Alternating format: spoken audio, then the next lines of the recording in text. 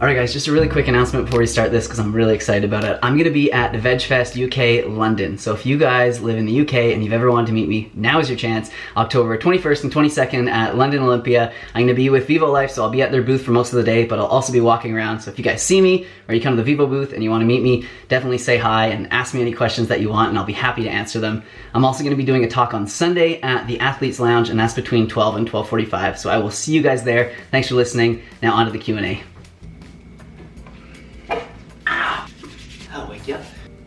Alright, what's going on guys? My name is Derek Simnett and I am a certified nutritional practitioner, but I'm also a YouTuber, and I made a video a couple days ago called What I Eat to Stay Ripped vlog, vegan calisthenics athlete, and I did a no banana day on this particular day, and you guys had a ton of great questions in the comments. So I always like to address some of these questions in a video like this because I know that there isn't just one person with these questions. I know a lot of you guys are curious about these things, so that's what we're gonna do here today. So as you guys know, I often start my day with lemon water, and I love moving my body and having a workout early in the morning. And whenever I come back, I almost always have a smoothie or I have some sort of smoothie bowl.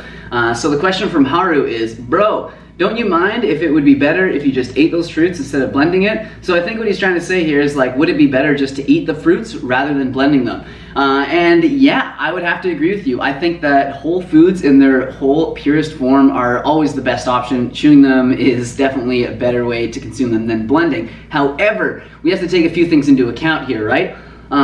I'm not gonna have like 3 cups of bitter greens at my breakfast, and I'm probably not gonna have a whole bunch of like healthy omega-3s from flax seeds as well. So, you know, it's something that I do, and would it be better if I just put all those foods into a bowl and chewed on them and ate them? Yes, probably, but smoothies are convenient for me and they've been working really, really well, so that's what I'm doing. So the next question comes from The Source. Simnett Nutrition, obviously filtered water and fully organic, correct? So I'm guessing they're not referring to the water being organic. So we'll address the water first. And yes, I use a water filter. It's a Santivia filter. It is just a bit of a step up from the Brita, I would say. It filters out like chlorine, heavy metals, lots of impurities, but it also remineralizes the water, which is what makes it different. So it adds alkalizing minerals, let you guys know, like magnesium, potassium, calcium back into the water. So it's a pretty good filter, not associated with them at all, but I've supported them for a while and they have some great products. And then fully organic food. No, I don't buy fully organic food. I wish that I could afford to, and I wish that there was the access to all the organic food that I would want to eat around here. But there's some foods that I just can't find organic. So often I go to the grocery store and I'll see, you know, like some really wilted organic stuff that's really expensive, and then I'll see like the conventional stuff that looks like fresh and bright and colorful. And I know that isn't always a sign of how nutritious food is, but sometimes I buy non-organic food, so that answers that question. So the next question comes from Seven Rayed God.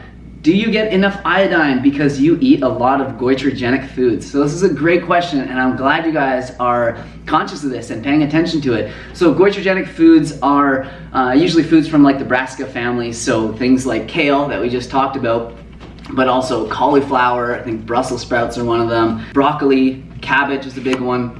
Tofu or soy is another one. And what goitrogenic means is basically that it will block the absorption of iodine to your thyroid. Thyroid has a lot of metabolic processes in our body, pretty much the only organ in our body that utilizes iodine, and that's why it's important that we consume it. Yes, I do consume iodine. Am I getting enough iodine? I don't know. I hope so. You know, I have a good chunk of dulse every few days, I would say. So should probably have some right now. So this is dulse. It's like a nice purple colored seaweed. It grows on the east coast of Canada, on the Atlantic Ocean, and it's a great source of iodine and other minerals as well. And that's probably about the size of the piece that I have every few days. It's not the best on its own, but I just take it like a medicine. I don't mind the taste of it, I just get it down. But I know some people sprinkle it on their foods, and I don't want all of my food tasting like this, so I just get it down. All right, so the next 4 questions are all kind of on macros and protein. So I've grouped them together, but I'll answer them separately. So Bruno Smith asks, don't you count macros? No, I don't count macros. I've never been a fan of it. It seems like a lot of work. And if you just eat good, healthy, whole plant-based foods and you get enough calories, macros shouldn't matter too much. So JK asks, normally 2.1 grams of protein per kilogram of body weight per day is recommended for building muscle mass. Do you follow that rule? So no, I don't follow that rule. I guess we should talk about my size. You guys are always asking that. That should have been one of the questions I have in here. So I'm not very big. I'm 5'6". I'm 145 pounds, which is like 64, 65 kilograms. So I'm not a huge guy. So when you guys see me eating, 70 grams of protein in a day, and you might think, oh my God, I'm 250 pounds. I can never eat that little. Well, yeah, probably. You should probably eat more than that. So 2.1 grams of protein per kilogram of body weight. If I was eating that much, I'd be eating something like 140 grams of protein a day, and I definitely don't get that much. I generally get between 65 grams on a really low day, which ends up being 1 gram per kilogram of my body weight, up to about 100, which I think is close to 1.4. No, closer to 1.5. So somewhere between 1 and 1.5 grams per kilogram of body weight. Via Goatsy FCB asks, I always wonder how you get enough protein in and how a person like me, 6'4", 200 pounds, could do so. I think it would be just too hard for me without meat. So like I just said, if you get enough calories, you will get enough protein. And of course, you could focus on getting more protein by having higher protein foods, beans and lentils and tofu if you'd like. But I promise you, if you just eat a variety of food, you will get enough protein. But I get it. For somebody that's big, 6'4", 200 pounds, like you're a big guy, and I understand that it would be hard to get that much in. But your mouth is bigger, your hands are bigger, you should be able to eat more food, your stomach is bigger, so you should be able to get it in just the same way I do. Dmitry Baczynski asks, do you ever add cacao to your smoothies? Do you eat chocolate or drink coffee? And what do you think about caffeine in the fitness diet? Thank you. Thank you, Dmitry, for the comment. So, I don't add cacao to my smoothies. I definitely went through a phase where I was adding a lot of cacao to a lot of things, and I'd never found that it, benefited me greatly, and I got sick of the taste, to be honest with you. So I will have chocolate. I'll have, a bit of dark chocolate here and there. I'll have a chocolate flavored protein powder as well, but I don't add cacao to my smoothies. However, if you like it, I don't see why you shouldn't. And then do I drink coffee? Yes, I sometimes drink coffee. I went for a long time, years and years ago, when I was getting up super early, doing electrical work. As a tradesman, I had a lot of coffee, and then it started to affect me really badly. I was getting really jittery when I would have it, and I found I couldn't sleep very well, even though it was hours away from when I had the caffeine, and I gave it up for many, many years, but I've definitely introduced it again now, and I have a cup occasionally, and I seem to enjoy it, and I feel fine from it. So definitely check and see how you feel from it before you just start guzzling gallons of it a day. What do you think about caffeine in the fitness diet? So yeah, I'm not opposed to it. I know for myself that I get a much more intense workout in if it's fueled by a little bit of caffeine. But some days I don't need it. Some days I just feel like great and I can just smash it out. But I know other days it definitely helps me. So I think, if you absolutely need it to get out of bed and get to the gym, then you should check some other areas of your life. Are you getting enough sleep? Are you getting enough nutrition? Are you iron deficient? Do you have enough B12? However, if you feel great and you're at you're close to your potential, your limit, and you just want to smash a little bit harder at the gym, you use a little bit of matcha or responsibly drink some coffee in order to get you there, I don't have a problem with it. But let me know in comments down below. You guys might think differently. DJ Romana17 asks, what's wrong with canned beans or chickpeas? So I made a comment in the video, you guys are gonna give me crap because I'm using canned chickpeas again or something like that. Yeah, I know, you guys always give me crap when I use canned chickpeas. And there's nothing wrong with canned beans or chickpeas, right? If it is the only way that you're gonna eat them, it's a great way to consume them. However, a lot of them have a ton of salt added to them, which would be good to avoid if we could. The BPA lined cans are always a worry for me. However, you can find BPA free cans However, what else are they lined with, right? I don't know. And then there's obviously the extra, sort of tax on the environment when we're buying prepackaged food. And it's also more expensive to eat that way. So that's why you guys are a bit hard on me sometimes with the canned stuff. However, I do like soaking my own chickpeas and beans and cooking them from scratch. I do whenever I can. However, in these videos, if I were to tell you, oh, I just prepared these beans 10 hours ago so I could eat them now, I know a lot of you guys would throw up your arms and go, heck, this is too hard. I'm not gonna do this. I'm gonna go get some McDonald's. So I often like to use the cans just to show you guys how easy it can be. Okay, so Soily asks, do you use the same blender for your smoothies and salad dressings? I'm curious because of the strong smell of the ingredients from the salad dressings. I like this question because this is the kind of stuff I think about when I watch other people's YouTube videos. I'm like, does that smoothie taste like garlic now? So to answer the question, no, it doesn't. The Vitamix is actually really good at not holding on to like smells or flavors. If you just rinse it out really well right afterwards and you don't like keep stuff in there, it's not a storage container, so it's not designed for that, then it's totally fine. I never notice it at all.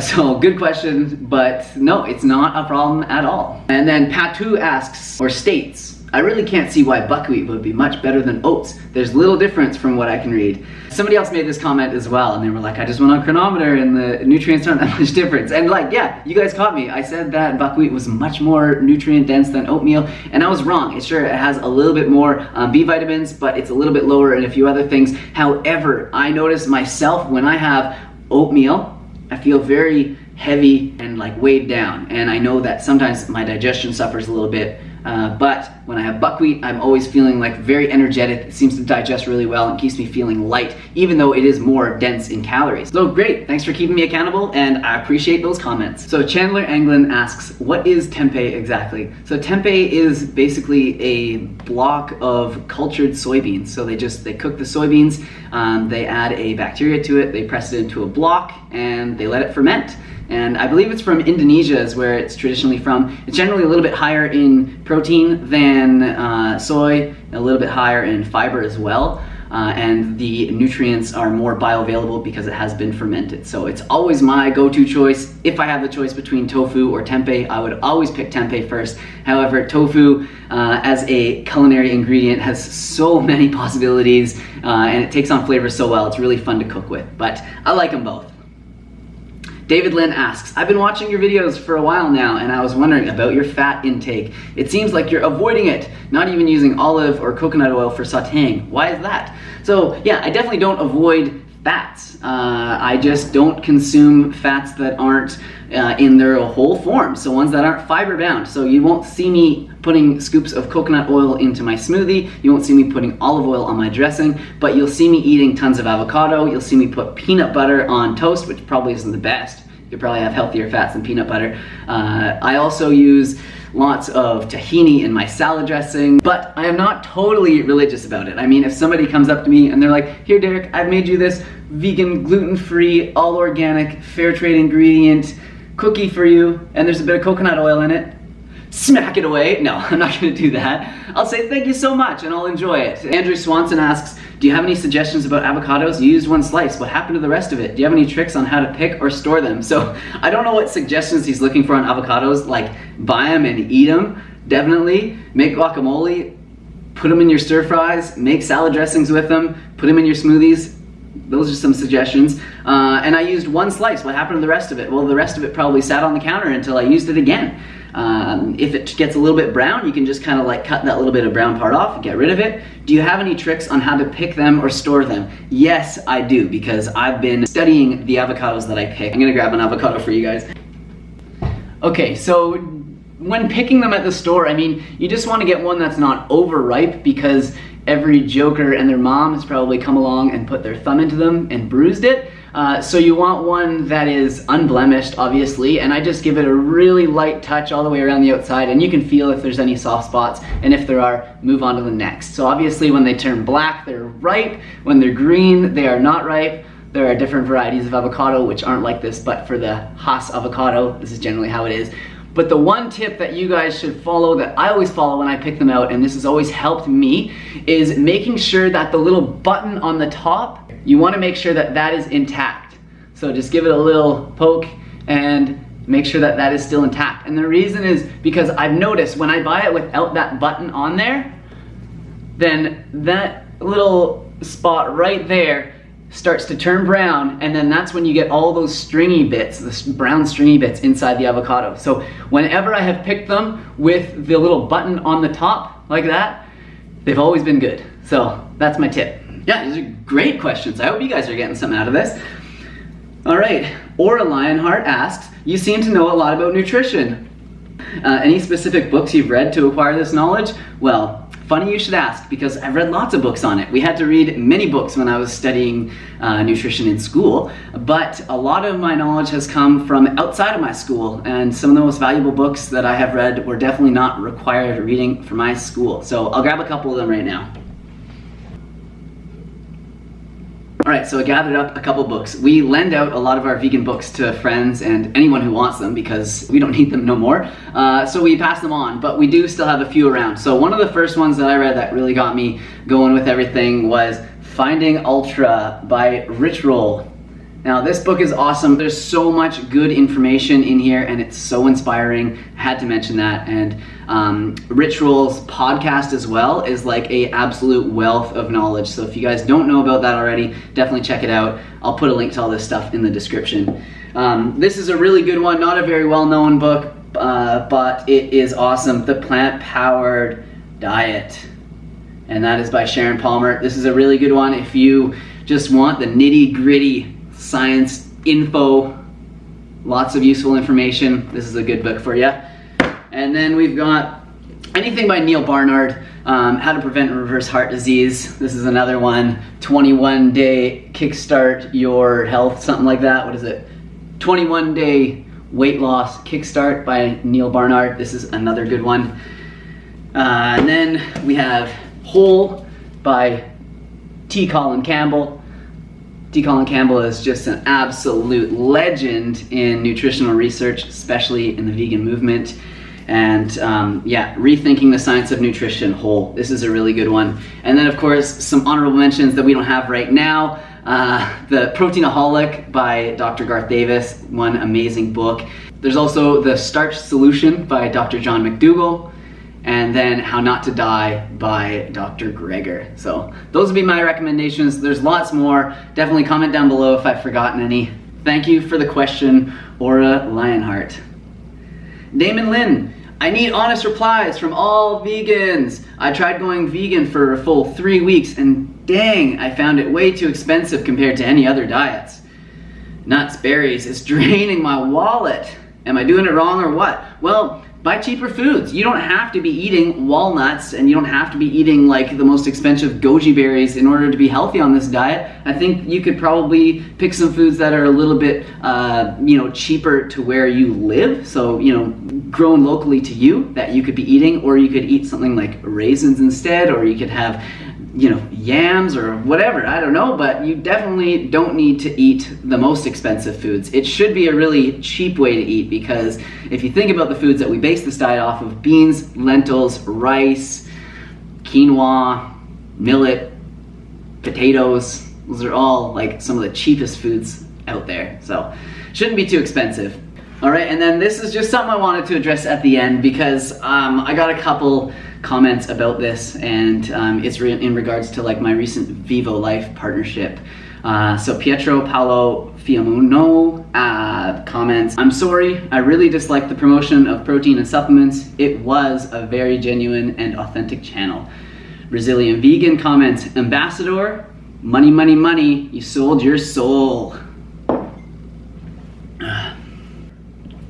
So here's the thing, like I get it, I understand, I don't want you guys to be upset about that decision for sure. And if it really, really bothers you, then that's fine. I will never pressure you though to buy anything from me. I will always do these videos and give you free information just like I'm doing right now. And there's no obligation on any part for you guys to purchase anything that I'm promoting.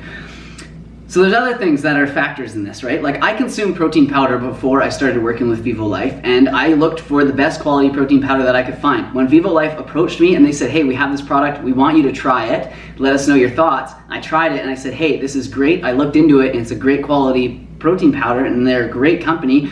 something that I could support, and they said, hey, would you want to be on board with us and maybe we could like work together? Of course I'm not going to turn something like that down. But you get to a point in this, sort of health YouTube career type thing that I'm working with here, where you need help. And for me just to, totally avoid that and say, no, I don't want to have anything to do with it because I'm worried a few people are going to call me a sellout, that wasn't going to be an option for me, right?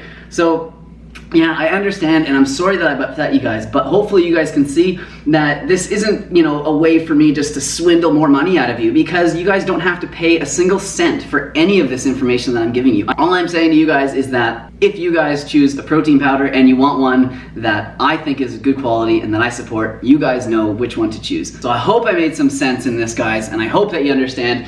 But more so, I hope that you guys got some information out of this, some more free information that I'm giving. Call it selling out if you will, but I'm gonna call it helping you guys. So thank you so much. I really appreciate all the comments, and definitely comment on this video. Let me know what you guys think of these Q&As. It's really fun to do because I get to like kind of unpack on these topics that I just touch on in videos, so we get to talk a little bit more.